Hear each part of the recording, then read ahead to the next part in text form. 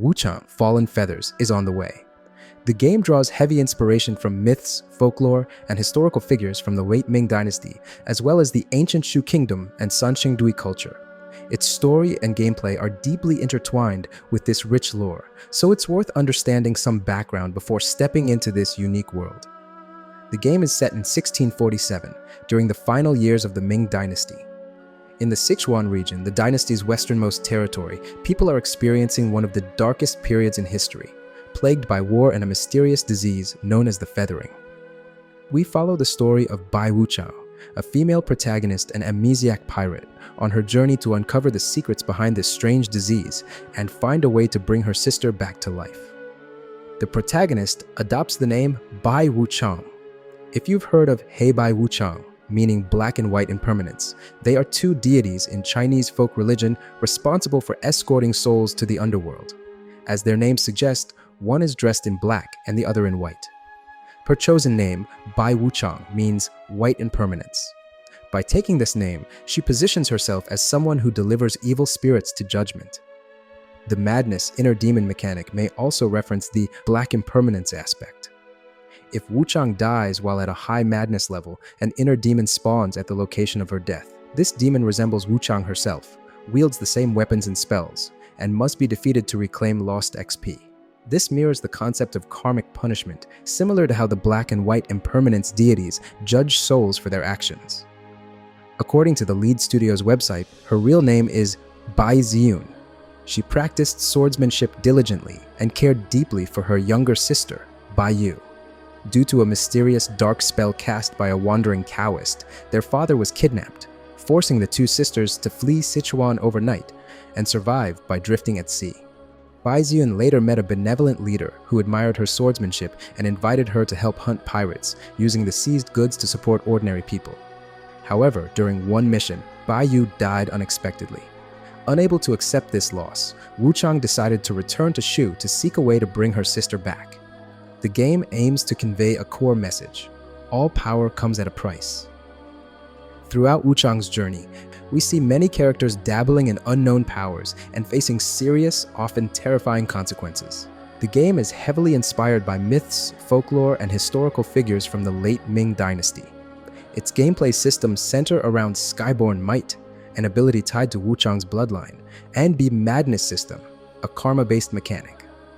These systems highlight how deeply the lore is woven into both the story and gameplay, making it valuable to understand the background before exploring this culturally rich setting.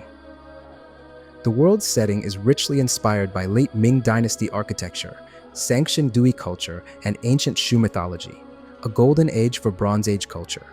One example is the golden sun bird, believed to be a totem of the ancient Shu people in what is now modern-day Sichuan province.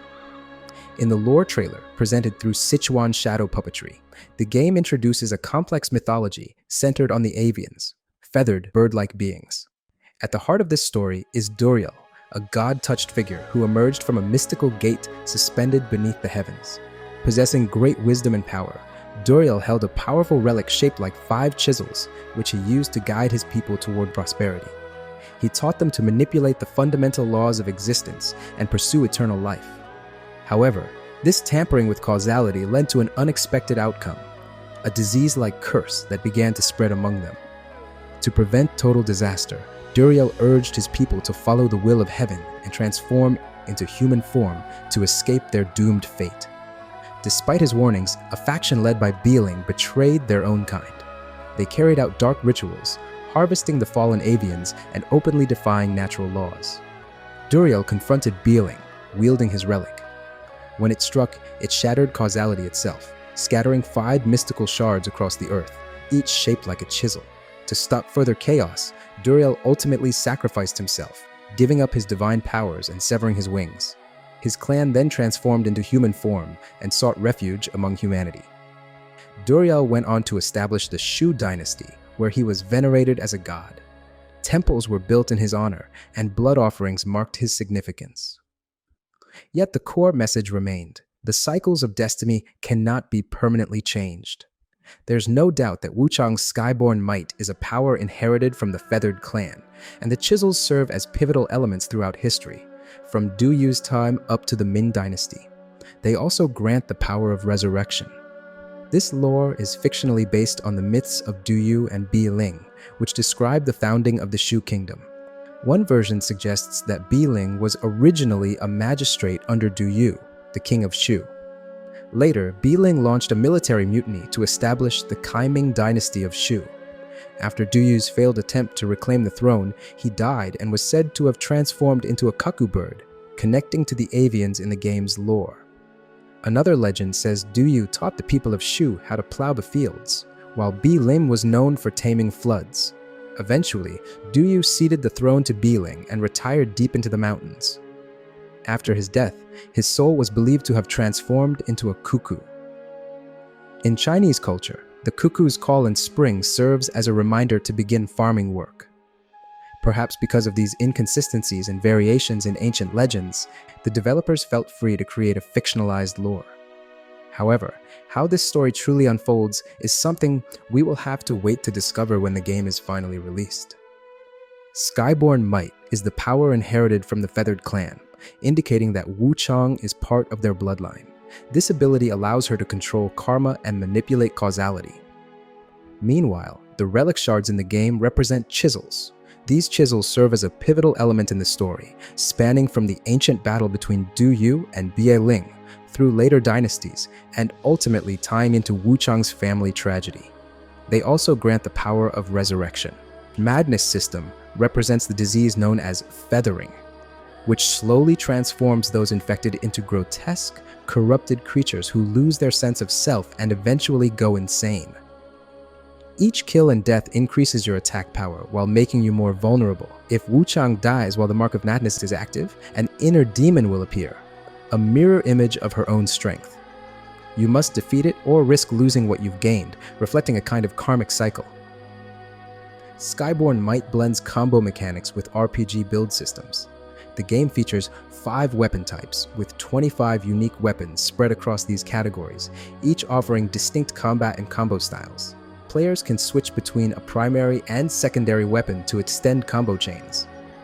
In addition, players can choose from 40 different spells, which can be assigned to 4 spell slots. Spells can be integrated into weapon combos, allowing you to create your own spell-focused combat style. This means players have the freedom to develop their own unique fighting approach. The game aims to convey a core message: all power comes at a price.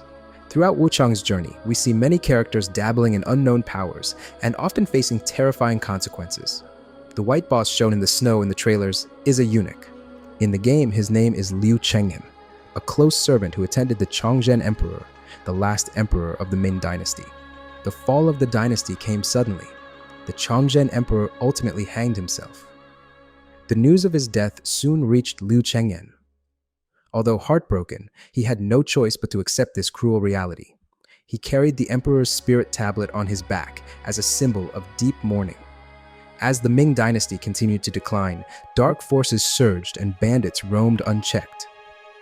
Unable to bear witnessing the empire's collapse, Liu Chengyun led the border troops to eliminate rebel factions and quell the chaos. During these struggles, a secret rumor spread within the imperial palace, claiming that if he could find a legendary treasure of resurrection, the emperor might return to life. As a loyal subject, he believed it was his duty to pursue this mission. Other historical figures also appear in the game. Zhang Shanzhong was a peasant leader who led a rebellion and conquered Sichuan in 1644. His rule was brief and is commonly associated with the massacres that depopulated the region. In the game, he also becomes a boss, corrupted by dark power. The game also features 2 foreign missionaries, Gabriel de Magalhães, a Portuguese Jesuit, and Lodovico Buglio, an Italian Jesuit. Both were Catholic priests active in China during these turbulent times. Their works later became some of the most comprehensive and perceptive descriptions of China available to the West. Both Magalhães and Buglio were forced to serve under the rebel king Zhang Shanzhong. Can't wait till the game comes out. I'll definitely keep diving into its lore, sharing story explanations, character analyses, and the cultural background behind it all. Stay tuned for more.